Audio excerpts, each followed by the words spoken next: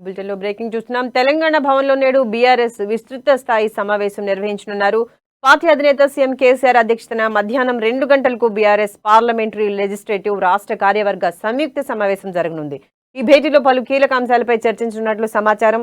జాతీయ, రాష్ట్ర రాజకీయ పరిణామాలు, బీఆర్ఎస్ కార్యాచరణతో పాటు పలు సంక్షేమ అభివృద్ధి కార్యక్రమాలపై కూడా చర్చించనున్నారు. ఈ ఏడాది అసెంబ్లీ ఎన్నికలు జరగనుండటంతో ప్రజల్లోకి వెళ్లేందుకు కేసీఆర్ కార్యాచరణను ప్రకటించనున్నారు. ప్రభుత్వ కార్యక్రమాల అమలు తీరుపై చర్చిస్తున్నట్లు తెలుస్తోంది.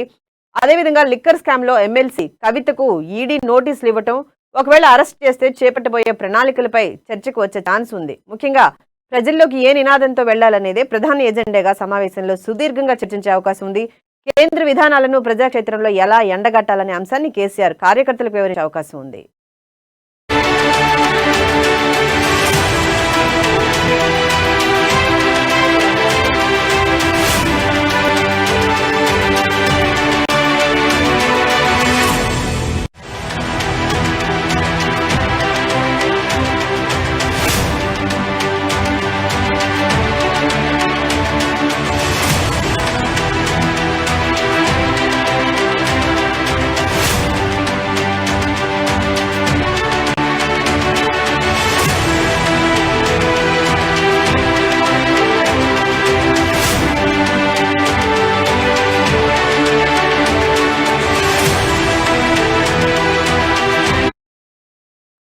తెలంగాణ భవన్లో నేడు బీఆర్ఎస్ విస్తృత స్థాయి సమావేశం నిర్వహించనున్నారు. పార్టీ అధినేత సీఎం కేసీఆర్ అధ్యక్షతన మధ్యాహ్నం 2 గంటలకు బీఆర్ఎస్ పార్లమెంటరీ లెజిస్లేటివ్ రాష్ట్ర కార్యవర్గ సంయుక్త సమావేశం జరగనుంది. ఈ భేటీలో పలు కీలక అంశాలపై చర్చించనున్నట్లు సమాచారం.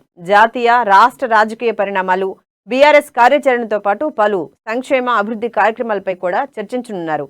ఈ ఏడాది అసెంబ్లీ ఎన్నికలు జరగనుండటంతో ప్రజల్లోకి వెళ్లేందుకు కేసీఆర్ కార్యాచరణను ప్రకటించనున్నారు.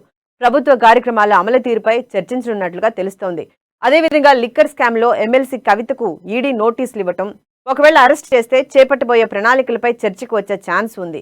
ముఖ్యంగా ప్రజల్లోకి ఏ నినాదంతో వెళ్లాలనేదే ప్రధాన ఎజెండాగా సమావేశంలో సుదీర్ఘంగా చర్చించే అవకాశం ఉంది.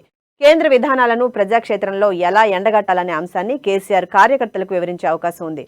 దీనిపై మరింత సమాచారాన్ని మా బ్యూరో కృష్ణమూర్తి అందిస్తారు. కృష్ణమూర్తి, చెప్పండి.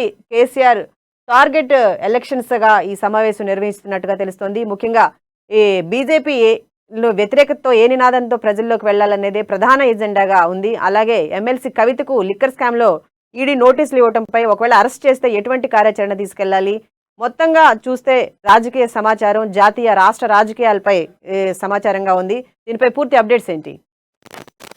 Thank you Sirisha. బీఆర్ఎస్ రాష్ట్ర కార్యవర్గం మధ్యాహ్నం 2 గంటలకు స్టార్ట్ అయ్యారు. టార్గెట్ బీజేపీగా ఈ కార్యవర్గం జరిగే అవకాశం ఉంది. దేశంలోని ప్రతిపక్షాలన్నింటినీ ఏకం చేసి కేంద్రంలో నరేంద్ర మోడీ ప్రభుత్వాన్ని ఢీకొట్టాలన్న లక్ష్యంతో పావులు గడుపుతున్నటువంటి సీఎం కేసీఆర్ ఈ కార్యవర్గంలో పలు కీలకమైన అంశాలను ప్రస్తావించే అవకాశం ఉన్నాయి. ప్రజాక్షేత్రంలోకి పార్టీ శ్రేణులు వెళ్లేందుకు ఒక దిశను నిర్దేశించే అవకాశం అయితే కనిపిస్తా ఉన్నాయి శిరీష. ముఖ్యంగా ఏంటంటే కవిత లిక్కర్ స్కామ్ నేపథ్యంలో ఈ సమావేశం జరుగుతున్న కొంచెం ప్రాధాన్యత ఏర్పడుతుంది. నిన్న కేబినెట్ భేటీ కూడా జరిగింది. కేబినెట్ భేటీలో పలు కీలక నిర్ణయాలు తీసుకున్నారు. దళిత బంధు మిగతా అంశాల మీద కొన్ని అంశాల మీద తీసుకున్నారు. వీటిని కూడా ప్రజలకు విస్తృతంగా తీసుకెళ్లడం, గడిచిన 9 సంవత్సరాల్లో రాష్ట్రంలోని కేసీఆర్ ప్రభుత్వం అమలు చేస్తున్న సంక్షేమ అభివృద్ధి కార్యక్రమాలు, త్వరలోనే గృహలక్ష్మి కార్యక్రమంలో భాగంగా అంటే సొంత స్థలం ఉన్న వాళ్ళకు 5 లక్షలు ఇవ్వాలని ప్రభుత్వం నిర్ణయించారు. డబుల్ బెడ్రూమ్ లను పేదలకు ఇవ్వడంలో రాష్ట్ర ప్రభుత్వం విఫలమైందన్న విమర్శనం బీజేపీ గుప్పిస్తున్న నేపథ్యంలో ఇందుకు ధీటుగా గృహలక్ష్మి పథకాన్ని, అంటే ఎవరికైతే స్థలం ఉంటుందో వాళ్ళకు 5 లక్షల రూపాయలు రాష్ట్ర ప్రభుత్వం ఆర్థిక సహాయం అందజేస్తుందన్న పథకాన్ని ప్రవేశపెట్టడం జరిగింది. దీని మీద కూడా అంటే మురికివాడలు పేద ప్రజలకు ఎక్కువగా తీసుకెళ్ళాలి బలంగా, అంటే రాష్ట్ర ప్రభుత్వం పేదల పట్ల ఉన్నటువంటి చిత్తశుద్ధి వీటికి సంబంధించి తెలియజేయాల్సిన అవసరం ఉందని కేసీఆర్ కొంత వివరించే అవకాశాలు ఉన్నాయి. ముఖ్యంగా లిక్కర్ స్కామ్ విషయంలో కవితను ఈడీ విచారించేందుకు సన్నద్ధమైన నేపథ్యంలో అసలు కవిత ప్రమేయం ఏం లేదు, కావాలని కేంద్ర ప్రభుత్వం అంటే మోడీ ప్రభుత్వాన్ని ఢీకొట్టేందుకు దేశంలోని విపక్ష పార్టీలను ఏకం చేసిన నేపథ్యంలో తమ కుటుంబాన్ని వేధించేందుకు, భయపెట్టేందుకు, బెదిరించేందుకు మాత్రమే దర్యాప్తు సంస్థ కేంద్రం ఉసిగొలుపుతుంది. అందులో భాగంగానే కవిత విచారణ అని కొంత వివరించే అవకాశాలు ఉన్నాయి. మరో విధంగా చూస్తుంటే దేశవ్యాప్తంగా బీఆర్ఎస్ ను విస్తరించాల్సిన అవసరం నేపథ్యంలో కేంద్రంలో ఎవరెవరికి అంటే జాతీయ పార్టీలో ఎవరెవరికి పదవులు వచ్చే అవకాశం ఉందనే విషయాన్ని కూడా గ్రీన్ సిగ్నల్ కొంతమందికి ఇచ్చే అవకాశాలు అయితే కనిపిస్తా ఉన్నాయి శిరీష. ముఖ్యంగా చూస్తుంటే మరో అంశం ఏంటంటే రాష్ట్రంలో బీజేపీ దూకుడుగా వెళ్తున్న నేపథ్యంలో బీజేపీకి అడ్డుకట్ట వేయడం, బీజేపీ నేతలను ఆకర్షించడం, బీజేపీని అసంతృప్తం గాలం వేయడం, వీటి విషయంలో కొంత లోతుగా చర్చించే అవకాశాలు అయితే కనిపిస్తున్నాయి Shirisha. Okay, right. Thank you Krishnamurthy.